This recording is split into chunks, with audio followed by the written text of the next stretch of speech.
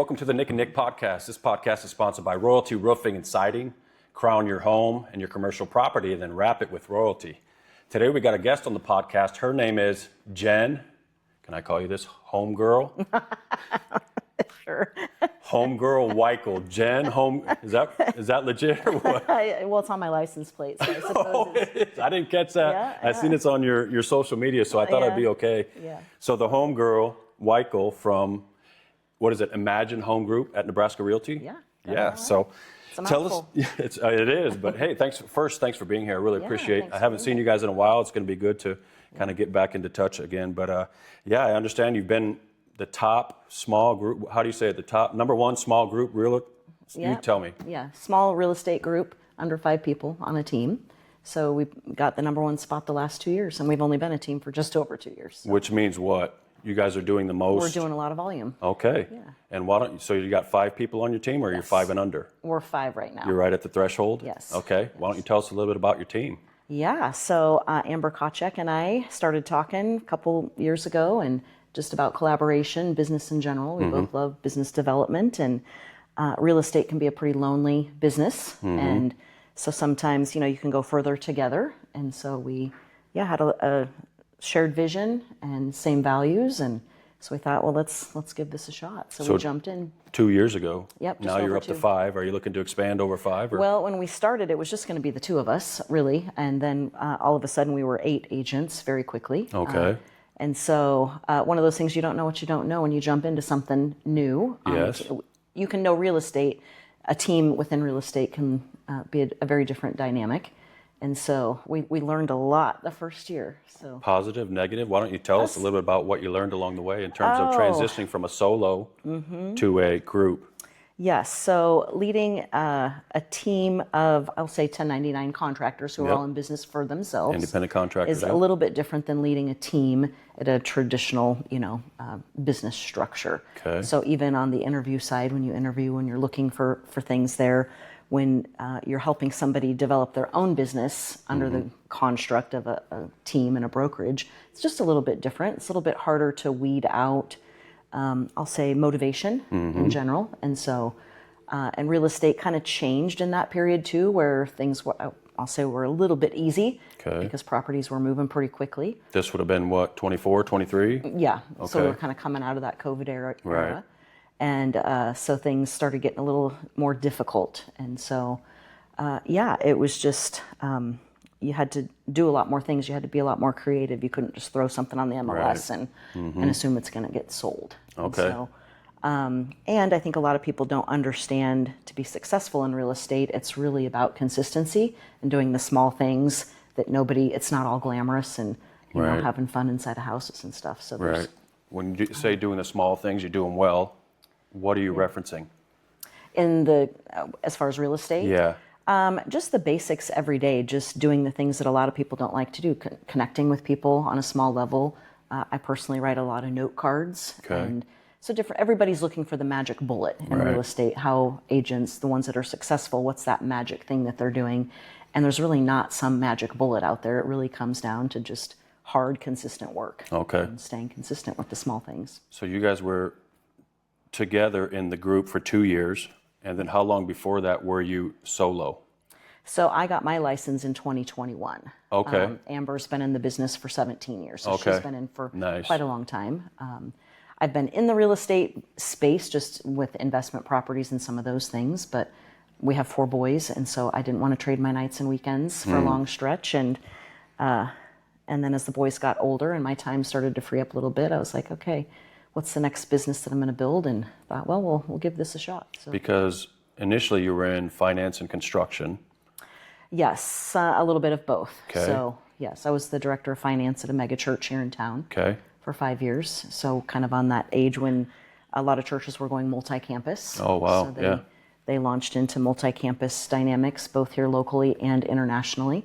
So, And then construction as well. Is that commercial or residential? That is on the commercial side in the sports industry, tracks and tennis courts. Okay. So that was you got kind of a portfolio there. Yeah. Then how did you eventually land in real estate? Did it have anything to do with your partner? what's her name? She was Amber? Yeah. No, we actually didn't know each other real well Okay. back then. No. We've had a variety of businesses through the years, and one of the businesses we had was a mortgage brokerage a long time ago. And so even back then, I've always enjoyed homes, decorating, flipping, renovating, that type of thing. So I have always had an interest in real estate. But yeah, like I said, I just didn't want to trade when the kids were younger, the time investment to really go all in with that. Right. It was kind of a natural progression in terms of going from, finance to construction to the interior design to whatever all you guys were doing. And you and your husband had some businesses? We've had a variety of small businesses. Do we need to talk about those? Because in order to do that, you have to have this entrepreneurial spirit. Yes. Obviously, you embody it, or he embodies it, or both of you. We both do. And you did these business ventures together? We did. And how'd that go? Actually, pretty good.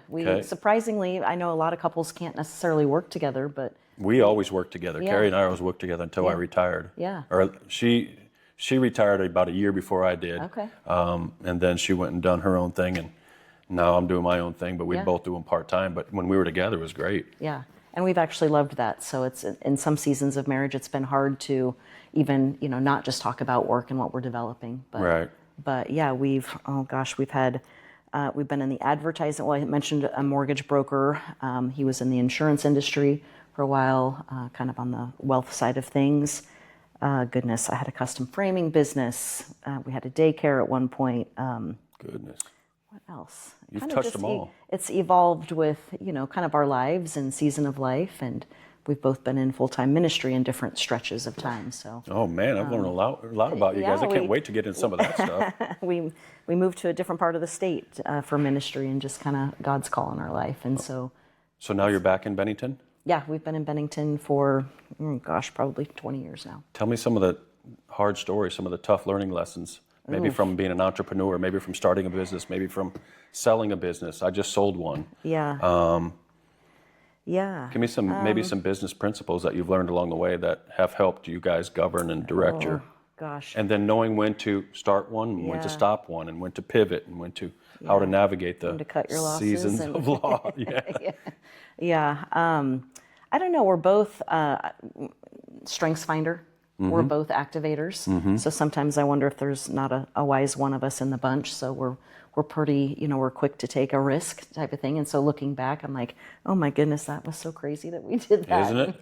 If only you had the energy now to do what we did back then. I know, but I think there's some of that without that we would have never taken some of the risks that we did take that did turn out well. I think early on we didn't necessarily surround ourselves with the right people.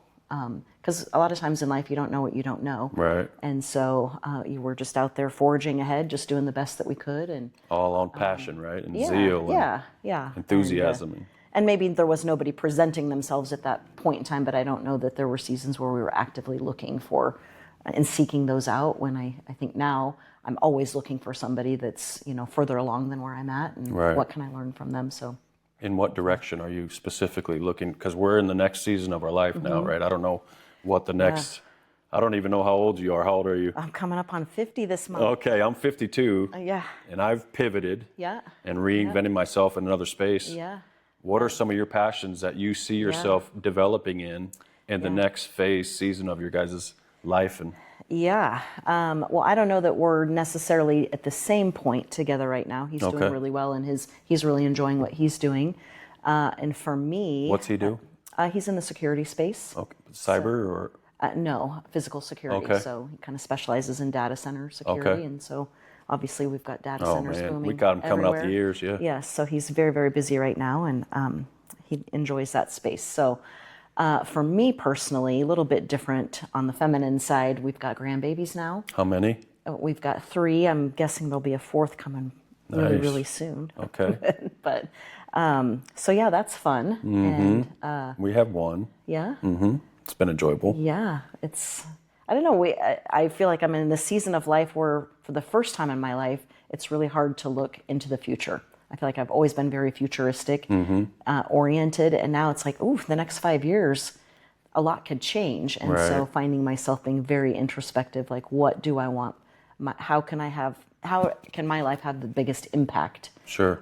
Beyond the money that of course I enjoy making money, Right. but life is so much bigger and broader than that. Right. And so looking at how I spend my time, and really I want to get the biggest squeeze. What have you found to be the most valuable in terms of time, energy, and resources at this phase of the game for you? Yeah, I think being present with Come my on, life. preacher, preach on. Because We've always been pushing and striving Yeah. and grinding and especially kind in of business development. Exactly. You know, I've spent a lot of sleepless nights just, especially if you're a solo owner, there's a lot of hats that you have to wear, from technology to marketing to budgeting to the accounting to, dealing with employees and all of that. So it kind of never ends. But, and even with real estate and the nature of real estate, just being present when my family's around and the phone ringing or having to put a deal together and hang on, Right. mom's here, but she's not really here because she's Right. on her phone. So becoming aware of that a little bit more. And, years ago I did this exercise that, and maybe you've done this too. What do you want your tombstone to say when you die? So that dash in between the date you were born Yeah. and the date you die. A Yeah. lot of people take their dreams and their Yeah. visions and to the grave with them Yeah. without executing them and turning them into whatever it's Yeah. supposed to be. So yeah. Yeah. But I was doing that exercise once, and I thought there's 3 words that I hope my family or those that are around when Okay. I'm gone. She loved well. She loved well. Yeah. Tell me about that. Well, I think I'm still learning to love well, but I want that to be what I'm remembered by. Right. And so to do that, I've got to be present. Yeah. That's what I was going to say. How do you love well? Be really present. Wherever you are. Yeah, really. Be there. Yeah. Yeah. 100%. Yep. That's hard to do, especially so hard to do. when the pace is so fast and when there's so much going on and so much information. It's just a matter of, in chiropractic, we would call it present time consciousness. We call it PTC. So when you're with that patient, because you spend 5 or so minutes with the patient, but then you're going all day. But when you're with them, you're 100% with them. And when you're 100% with them with the right heart and the right attitude, doing the right thing, you're going to get good results. If you're not, you're going to get less than ideal results. Yep. So that's a trait and a you call it a 3-word phrase that actually is very powerful. Yeah. How do you discipline yourself to be able to do that? Because it took discipline for me. Because otherwise if something didn't go so well over here, I'd carry it on to the next one, to the next patient. Then it wouldn't go so well, just step. Yeah. You know what I mean? Yeah. Yeah, for me, recently, it's been a lot of just introspective work and learning in being present with myself too. Right. And understanding, raising kids, our hats change as they get older. I have 4 boys and they range from 20 to 27. So Right. we're in that season of parenting looks different, you're more of a coach for sure. And you got the outlaws, right? yeah. The in-laws. Yeah. Sometimes the outlaws. Yeah. Yeah. We're very blessed. Oh, but good. yeah, How many kids are married? just one. Okay. Yeah. And she's got a great family and great parents. And so that's, Okay. What are you learning about yourself as you go introspective? yeah. So are you familiar at all with the Enneagram? What is it? It's like a personality profile type of thing. Yeah. I like all sorts of different personality profile things, but the Enneagram is one where I learned a lot about myself, and really not just putting myself in a bucket, but really how to get out of the box that a lot of personality profiles put you in. And so one of the things that I learned in that, and this was several years ago when I started studying it, is that I'm familiar with emotions, but I'm not very familiar with my own. Okay. So I kind of compartmentalize my life. I would say I'm more of a solutions-based type of person. That when a problem comes, it's like, okay, how do we fix it? Right. And, so learning that That has served you well, though, right? Absolutely. Yes. Absolutely. A solutions-oriented mindset. Yeah, when you go through hard things, sometimes, and I think maybe I even had some aversion to emotions just because it was like, ain't nobody got time for that. Right. Like we got to just figure out a way through Right. and power through. But recognizing that, to hold space for people that are going through hard things, it's not just, you have to be present with all of the emotions, the good ones and the bad ones. And how can I experience the fullness of joy if I can't experience the fullness of sadness or sorrow and some of those things? And so kind of slowing down and getting in touch with my body more and like what my body is saying to me and how Physically, yes. emotionally. Yeah, because we're all, spiritually, Come on, you're physically, preaching to the choir here. emotionally. You're preaching my sermon. I mean, we're very complex people, Right. and I had really compartmentalized even who I was. So it's trying to kind of, Intentionally to protect yourself, maybe? I think so, probably, Yeah. and just to, I think that's natural. yeah. So yeah, I've been doing a lot of inner work and coming out of kind of a hard season, so which that causes you to do more inner work anyway when you're in that space, and yeah. What is that translating into in terms of a business, a book? Maybe all of the above. We'll see. When you have a lot of hard things that you go through in life, you're surrounded by people that are like, oh my gosh, you have like 5 books that you need to write. Right. Well, I don't know. We'll see. I don't know. I have A movie? a story worth talking about, or provide enough value there. But now as I think of like grandkids and some of those things, I start thinking about what are the principles that I've learned that I want to, it might be a book that's not published, that it's, for Right. those that are close to me, Right. to talk about some of the, I wish with some of the people that have passed in my life, I wish I knew more of their stories. Right. I think as generations come and go, there's certain things that are talked about in generations and certain things that are just not, Right. that people power through. So Give me a few of those principles that you 100% for sure do not want to take to the grave with you. These need to be known. Principles that you've learned, whether it's from pain, pleasure, business, that you want to make sure this next generation, whether it's your grandkids, your kids and your grandkids, Golly.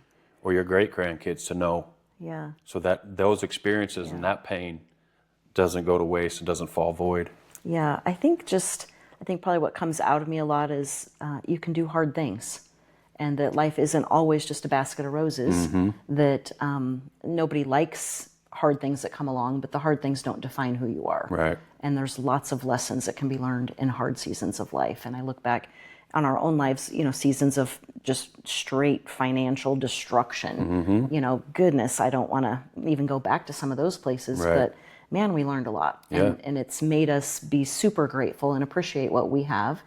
And so, yeah, I think just managing what God gives us from our relationships to our finances to the strengths that we have and what we're doing with our lives. I think maybe as I get older, I just think everybody's purpose is so significant. Every single human on the planet was created by God for a specific purpose. Right. And it's like, what is that? And if we were all living out of that place, Right. man, what a world we'd live in. Right. And so I think about with my grandkids, like, I just wonder, like, okay, when God formed you in the womb, what was that thing? What was, not even so much what we're going to do with our lives, because we can get stuck in the vocation doing side of it. Yeah, that it's like, who are we going to be? What did he put us on earth for? Right. Identifying what that purpose is specifically for me, him, her, or whatever. And then the responsibility of stewarding that gift for the glory of God. Yeah. You got me preaching up in here. I know. I love it. I You love got it. me Yes. preaching up in here. So I'm curious about you. Like, Yeah. what's part of your identity, your calling? You're like in this season of life. I Yeah. feel like I'm floundering. Have you felt that way? Oh, no, for sure. I'm season? still in it. I mean, I'm just kind of opening up bringing one to a close and opening up a new season and still pivoting and navigating, I'm just trying different things. I don't know what the best utilization of my gifts, skills, talents, passion, zeal is. So I'm just exploring them all. Yeah. And I'm just thankful I have the opportunity to be able to do that. And I don't know in what direction. That's what gets me up every day, is because I'm doing something. I was always bent over a table for 30 years, just working on people, loving and serving and killing myself, hurting myself as I was helping other people. So now I have the opportunity. So when I go to the gym, when I go to the grocery store, when I go wherever I'm at, I don't have earplugs in. I'm looking up. I'm tuned into I'm present, trying to, who can I connect with? Who needs something? Who needs a word? Who needs their groceries paid for? Who needs their gas paid for? I'm just looking for opportunities, and that's where I'm at right now. Yeah. And I don't know. We'll see. It's been fun for me. It's a great place to be, really. It is, because I've been on the other side of it, and I'm just thankful that. So that's where I'm at. Give me another question. That was good. Oh, You another got any other question. ones? Okay, if you don't have one for me, then I'll go with another one for you then. Oh, okay, I'll think of one. Yeah, because how would you, well, let's go to this. Do you have a purpose statement? No, I have in the past. And it's evolved? Yeah, and I feel like it always comes back to loving well. Right. And so I can extrapolate it out, make it Exactly. be this verbose thing. And I'm a very goal-driven person, so I feel like sometimes that can be a nemesis for me, that I get wrapped up in the to-dos of life. And so just trying to unwind and, be present, love well.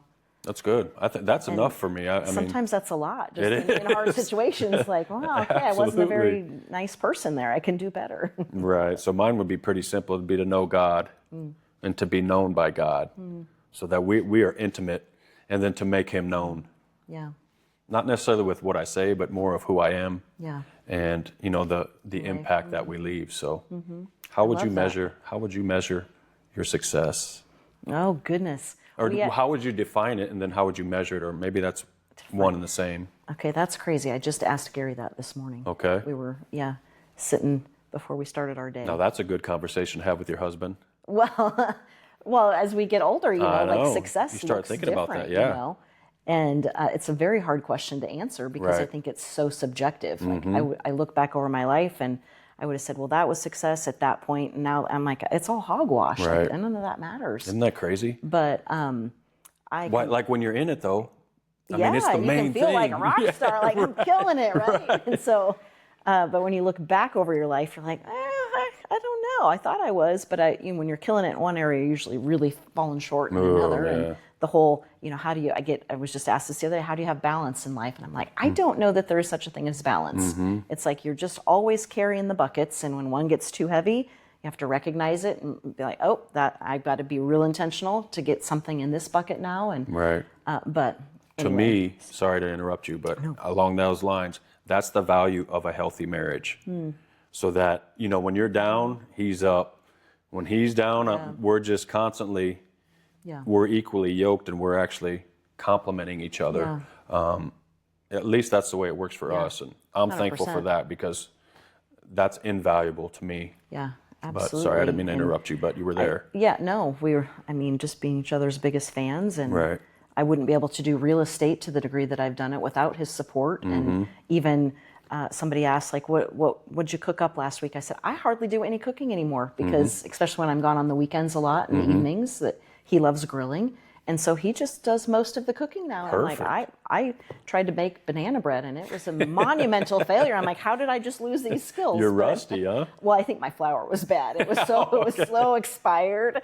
But yeah, I think marriage is such a powerful dynamic. I'm super passionate about marriages, and marriage is hard, and but there's so much depth and treasure in the context of marriage. And when you think about just a relationship like that, how God just uses us to rub against each other and to highlight the weaknesses, the strengths, to complement. It's a pretty, And that was along the lines of when somebody asked me that a couple weeks ago about, what's my definition of success or how do I measure it? It's my ability to be present.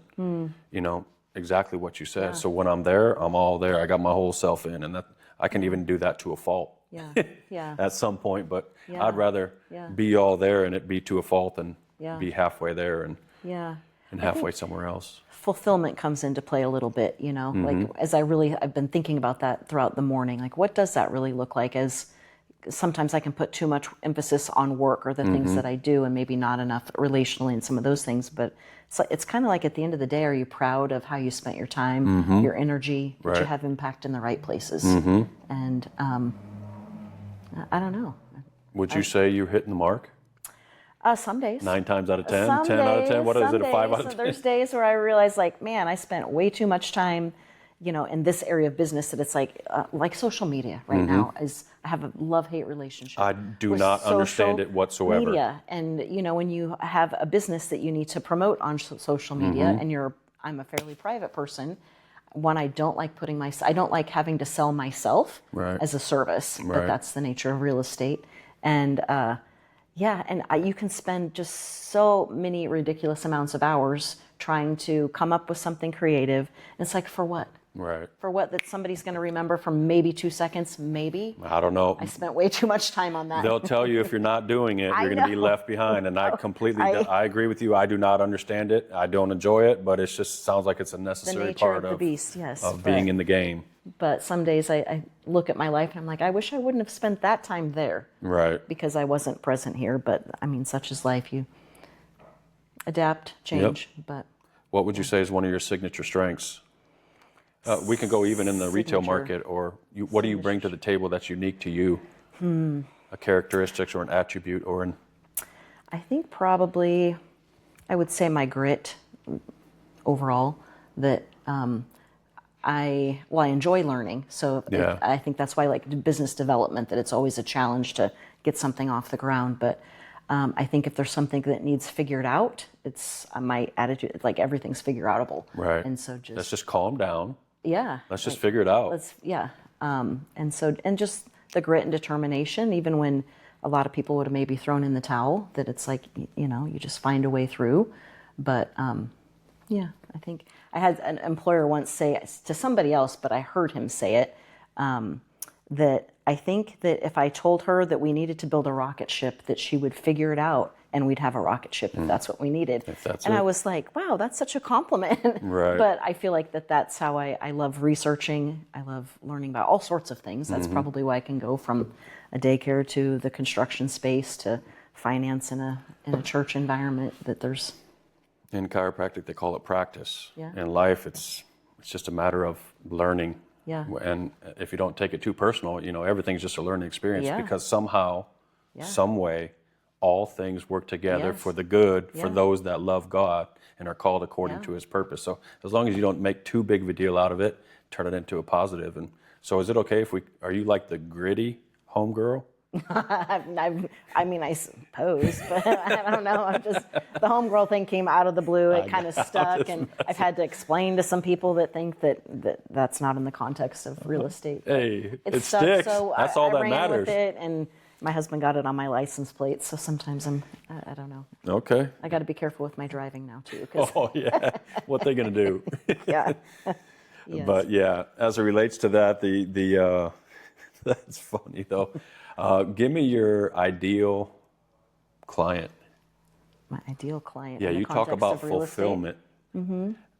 As it relates to, I enjoy working with this type of person, personality, whatever. Yeah. Client. Well, I had 2 meetings just yesterday with 2 ideal clients, so I'm starting to be very more picky and choosy with who I'm doing business with, because it can be very draining when you're not working with your ideal client, and sometimes then both people end up not, feeling real great about things. So I look at real estate like I'm a guide.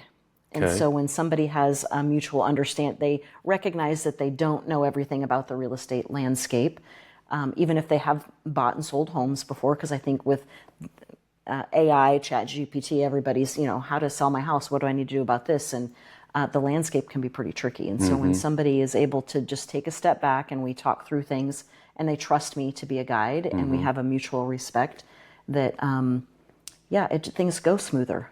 And they listen to the feedback that we talk about with trying to accomplish their goals financially. And so it's just an honest relationship that if, otherwise it's kind of a waste of time. Especially like pricing right now in the real estate market has been the hot topic the last year and a half. And coming out of an inflated market when it comes to pricing. And the market kind of slowing a little bit. And so when you've got, every seller's goal is to put as much money in their pocket from their home, right, as they make that next move. And it's not like the COVID years where you can just kind of throw a piece of crap on the market and it's going to sell for top dollar. Right. And so there's a lot of hard conversations, a lot of, sometimes people look to me for their answer. And, there's a lot of risk involved with the real estate transaction, especially if somebody has to sell their home to move to another home. There's a lot of stress. I see all the emotions come out because there's the stress of keeping your home showable, the big decisions that you're making. Are we making the right decision? Is this really what we want to do? Now we're uprooting our family, memories. There's all sorts of emotions. And so sometimes the real estate agent is the scapegoat in that. And sometimes we're just kind of the calm, quiet voice that's listening to what they're saying. It's like, okay, let's talk this through.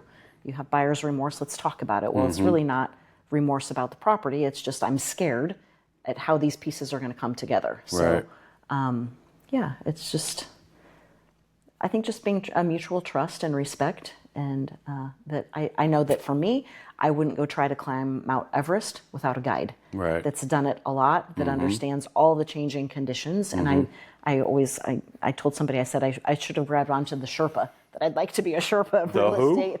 A Sherpa. What's a Sherpa? A Sherpa, Bless you. Like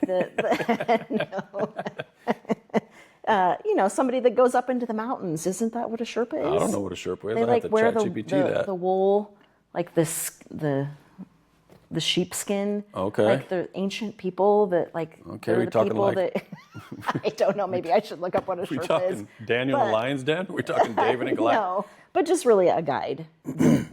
They've been there, done that, they understand. And so when you're making big decisions in life, kind of like what we talked about looking back, I wish I would have had people that had a little bit more experience than me that I could have gleaned from. Who's helped you in the real estate market in terms of the industry, in terms of maybe you look to them as a mentor or a coach or somebody that's actually helped you? A variety of people. So I was pretty intentional when I got my license to really figure out who are the top producers, what are they doing, how do they do their business. So Nebraska Realty had a mentor program. Oh, nice. And then I would just be present in the office a lot too, that I was trying to, as I would spend time with different individuals, I'd see how they conducted their business, and you learn pretty quick, like, oh, I don't want to do business that way, or oh, I want to do business that way. And so, and because I'm a learner, I go to a couple of real estate conferences every year and try to also rub shoulders with people around the country that are outside of our market, and really just try to get in the rooms where you can be around the best of the best and kind of glean from whether it's processes, procedures. Is that what drew you to Nebraska Realty then, was their mentorship program, or? A few things. So I interviewed with all of the major brokerages in town, and I did not like Nebraska Realty's brand colors, and I told Andy that. I'm like, dude, your brand is so masculine. Like, real estate's driven predominantly by the females outside of the investment space. So anyway, that's another topic. But no, I really liked Andy Alloway, his values, his character, kind of how he leads the company. And at the end of the day, I was about making money too. So with different brokerage models, I could make the most money. I've always kind of gone all in on me. And so if I'm going all in on me, then where can I make the most money? Okay. And Nebraska Realty's model provides for that. And they're involved at the state, local, national levels. And so I also am involved at the state level, and like to get, I just wanted those that are leading in the space, I wanted to be confident that they're really not just leading from a place of just profit, that they're sincerely passionate about the real estate space and the laws that are changing. We've had a lot of changes in the real estate space, and They kind of Nebraska Realty kind of positions itself as the #1 private brokerage, or something like that. Largest, I think so. Something like that. When it comes, I think that they've won some awards in kind of a national space with that. But we've got a couple larger brokerages here in town, and they all kind of have their own flair. And so at the end of the day, consumers really don't care who It's about the relationship, your sign right? is. Yeah, it really is. So I focus less on that, but at the same time, the brokerage provides resources and all sorts of different things, and availability. So if I run into a snag, I had a situation where both the FBI and the Secret Service got involved, and you better believe I wanted a local presence that could run some phone calls up the chain of command. And Interesting. Yeah. You mentioned you have a business development manager background or desire to grow in that space. Yeah. What have you learned, and what are you passionate about most in that direction? In the business development space? I think it's evolved over the years. I think now at this season of life, it's not so much about creating a solo business. For a lot of years, it was creating something that I could pass down to my family or something like that, building some empire. That would have been nice for me to hand it off to my kids. Right. They're like, no way, I ain't going to 7 years of school and $200,000 in debt. Yeah. Now I think it's more, how can I partner with people in a whole variety of things? That we almost bought a tire shop and car wash business, but it was partnering with somebody else because the numbers made sense, and there was a kind of a bigger long game strategy there. And so this is recent. This was in the last year, yeah. Wow. So we ended up not actually going through with that just because the opportunity changed. Okay. But, so we're always looking for opportunities in different spaces, partnering with people. We enjoy partnering with people. We've learned, some lessons in partnering with people too, and it's not something to be taken lightly. And but I think we enjoy. Again, it's not just you're not a lone ranger, right? And the impact that we can have can be far greater alongside others. And now when we think of generations that are coming up, I've got my eye on a couple of young individuals that are out there really hustling. And on the real estate side?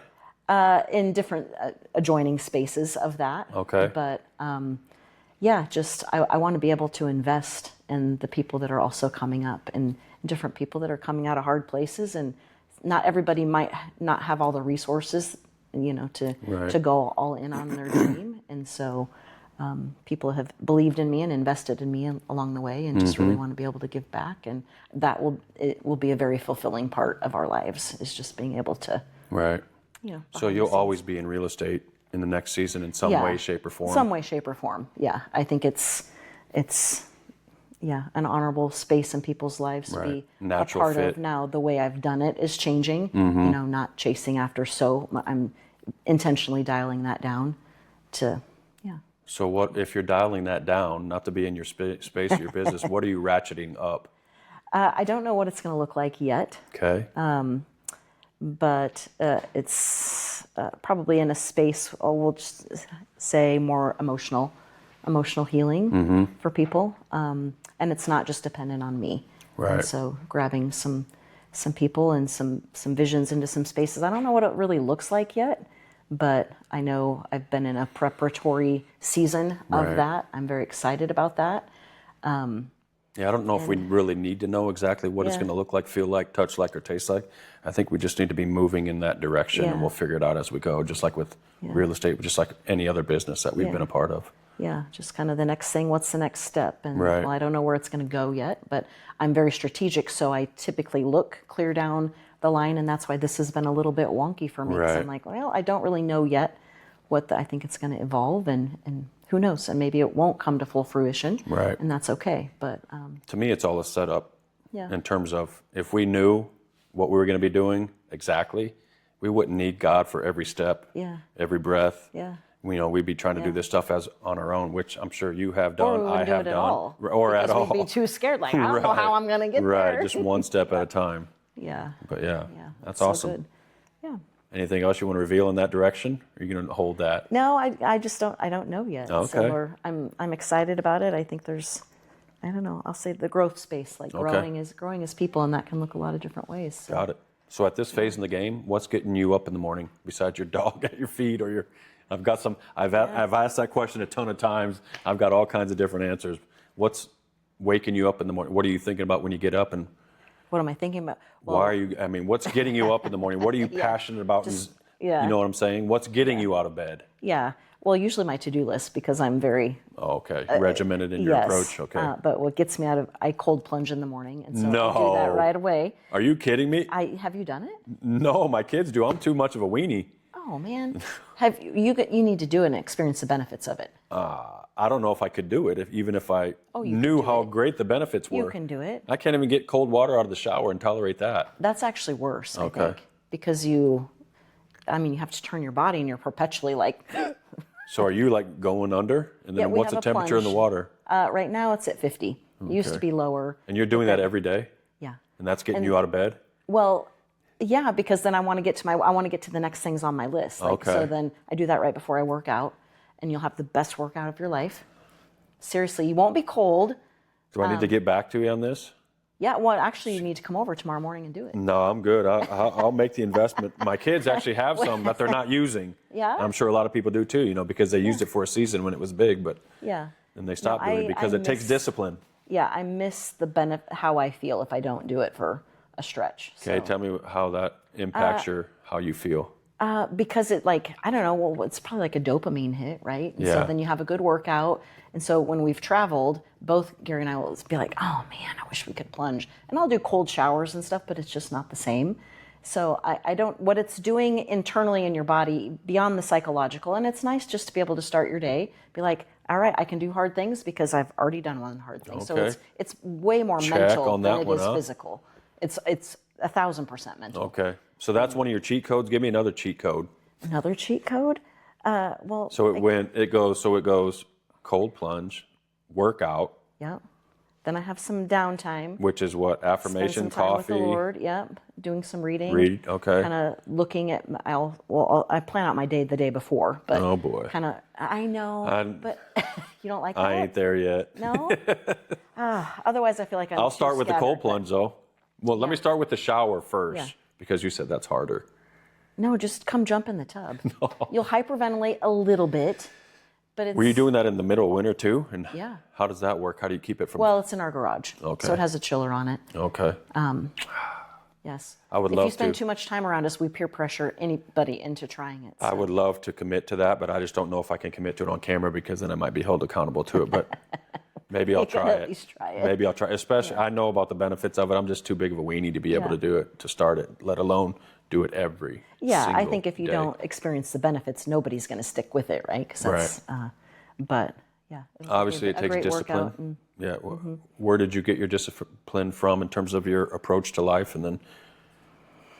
Oh gosh, that probably came early on. In Because sports, I'm sure it's probably. every area of your life you live that regimented discipline approach. Yeah, just when you want to be good at something, you have to do the small little things to get to be good at it. Right. And so I remember, gosh, when I was young, I started playing volleyball, and I would take a volleyball and I would probably hit that ball thousands of times every day against the backside of our house, so much that it warped our siding. Right. But it, shooting free throws, hundreds of them a day. Right. You just do the little things because you're wanting to get better. And so I feel like in all of life, I want to be the best version of me that's going to look and express itself in different ways. But That's awesome. yeah, try to cook it down into the little action steps that we can do each day. Okay, I think I'm done. I think I'm inspired. Are you? To do what? At least to jump in take the a cold plunge. Yeah, at least to do that before I work out in the morning. But no, this has been great. Great conversation. I appreciate you taking the time to share with us. Yeah. In terms of, what you've been through and what it's taken to get from where you were to where you are, and then kind of trying to sneak peek into the future. Yeah, we'll see. But maybe we'll have you know. back once we get into that next season, Maybe and so. we can talk about it then. But thank you so much for being here. I Yeah. really appreciate Thanks it. for the invite. You It's betcha. been fun. So. And thanks again for joining us on the Nick and Nick podcast. If you found this beneficial, please like, share, and subscribe, and we'll see you next time. Thanks, Royalty Roofing and Siding.